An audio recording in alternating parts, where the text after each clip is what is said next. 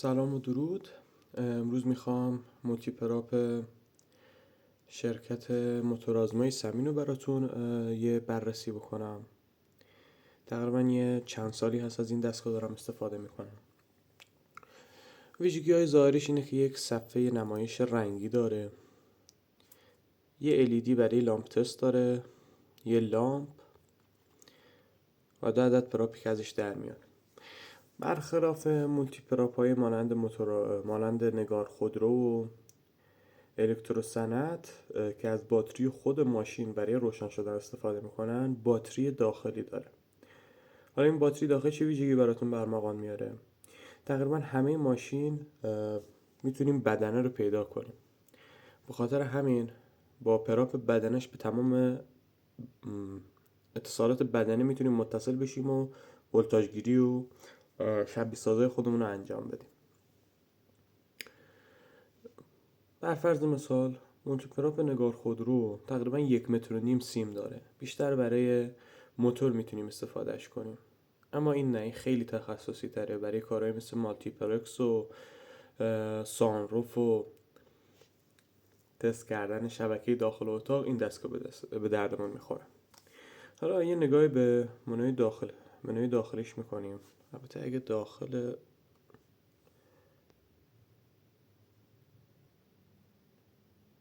یک کوچولو داره بد میفته. منوی اول تست سیمه. خب الان بهتره. منوی اول ما تست سیمه. از زمین تا 24 ولت رو بهمون نشون میده. برای ماشینای سنگین هم کاربرد داره. خب بر فرض مثال من میخوام زمین رو تشخیص بدم. میگه سیم بدن است. حالا اگه زمینمون یه کوچولو ضعیف باشه، بهمون بدنه دیگه نشون نمیده. می‌نویسه 0 ولت، اینجا می‌نویسه 0 ولت سیگنال، یعنی که بدنه ضعیفه یا پیچش سفت نیست یا سوکات قشنگ جا نخورده. خب بریم برای منوی بعدی. منوی بعدی مولتی متر. ولت متر داره، اوم متر داره، آمپر متر داره با فرکانس متر. خب منوی بعدی تست باتریه. هم برای خودروی سبک کار میکنه، هم موتورسیکلت، هم خودروی سنگین. بر فرض مثال میذاریم خودروی سبک، میگه پراپا رو به باتری وصل کن، بعد میگه نور بالا رو استفاده کن، بعد از اون منتظر میشیم. حالا ما به ماشین متصل نیستیم، اما در این مرحله استارت میزنیم و ولتاژ پایین میاد و دوباره بالا میره. بعد خود مولتیپراپ برامون حساب میکنه که آیا این باتری و دینام سالم هست یا نه. الان که به جای متصل نیست، هم دینام هم باتری خراب نشون میده و خیلی تستش هم دقیقه و متاسفانه به خاطر اینکه داخل بازار باتریای با آمپر کم میندازن رو ماشین، همیشه باتری کم میاره. پس این هم در نظر داشته باشید چون بسیار تست باتریش دقیقه. خب این برای منوی بعدی. شبیه ساز سنسورها. دونه دونه تمام سنسورها رو که براتون شبیه ساز میکنه رو بهتون نشون میدم. از دور موتور گرفته، دریچه گاز، مپ، فشار روغن، میل سوپاپ، سنسور کیلومتر، سنسور اکسیژن، سنسور مپ، سنسور ABS فعال، سنسور ABS، سنسور پدال گاز، دمای هوا، دمای آب، دمای گاز، شناور پمپ بنزین، فشار ریل سوخت، سنسور فشار محیط و فشار مخزن گاز. این سنسورها رو براتون شبیه سازی میکنم. خب بیایم روی تشخیص شبکه. یه شبکه رو میتونه فقط براتون تشخیص بده، اونم شبکه کنه، شبکه لین با کیلاین و ون مثلا ماشینای 206 رو تشخیص نمیده، اما شبکه کنه براتون تشخیص میده که معمولا همون شبکه کم به دردتون میخوره. خب بعد از اون تست بازار رو داریم. برای وقتایی که میخواین یه سیمو دیگه با تست بازارش رو بگیرین، دیگه لازم نیست اومت بیارین، از خود همین دستگاه استفاده میکنین. مثلا الان که بوق هم میزنه. خب اسیلوسکوپ داره.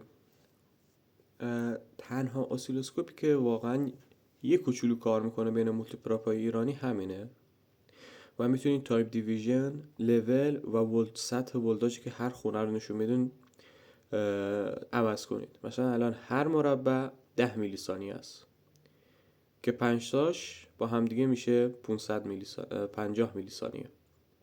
هر مربع 2 ولت نشون میده و اگه من بیام عوضش کنم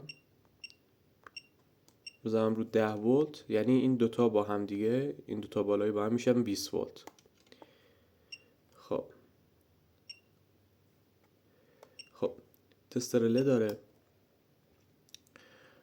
تست رله به این شکله که رله داخل جای خودش هست، از پشت اینو با پایه تحریک وصل میکنید و خودش به صورت چندین پاس رله رو تحریک میکنه و تشخیص میده کدوم پایه هم برای تحریک هستش.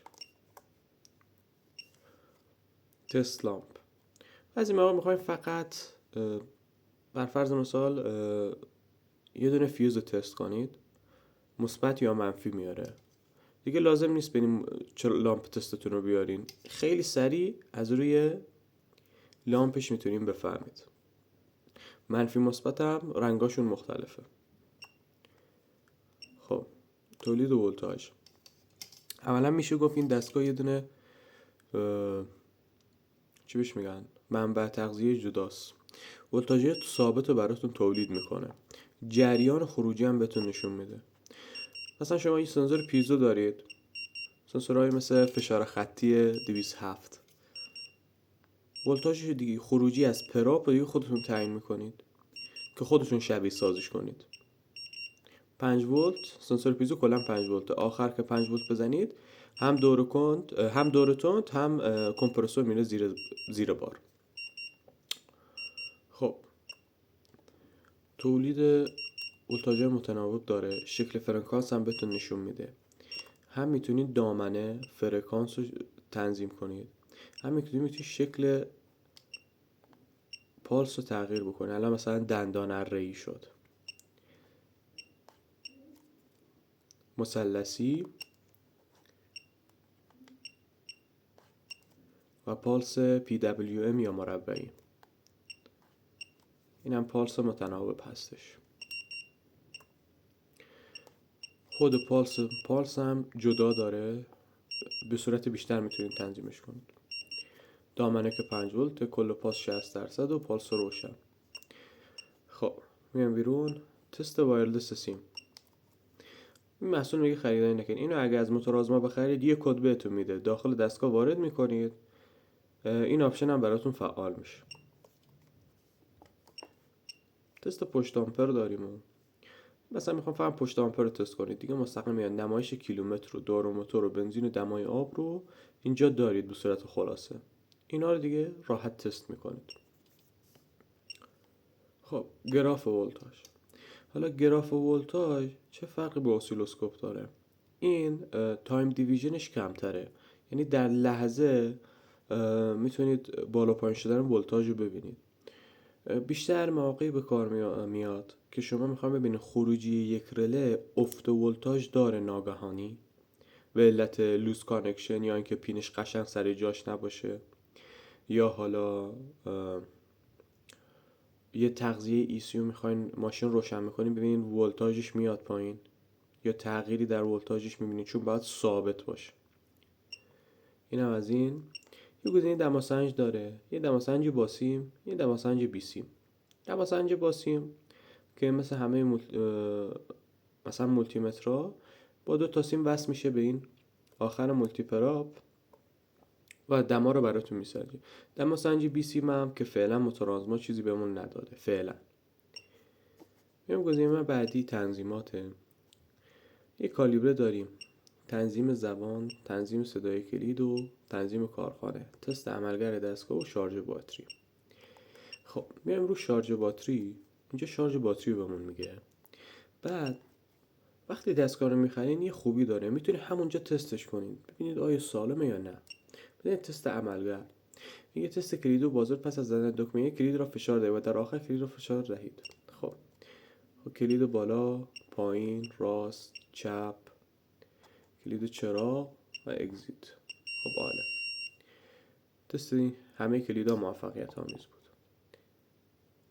خب الان میگه تست 12 وات اینتر میزنم، خودش دیگه میبینه 12 وات خروجی اومد، سالمه. رله ها، الان صدای رله از داخل خود مولتی پراپ میاد.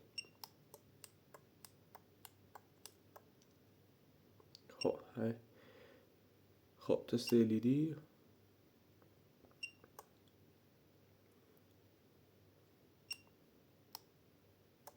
خب همشون رو با هم تست کرد.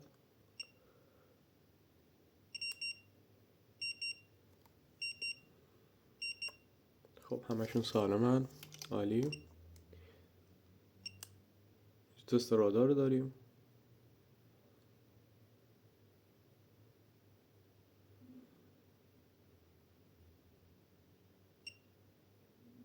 خب این دستگاه سالم. امید دیدار مجدد. تجربه خودتون رو از کار کردن با این دستگاه داخل کامنت ها بهم بگین، چه ایراداتی داخلش دیدین، چه نکات مثبتی داره. با تشکر.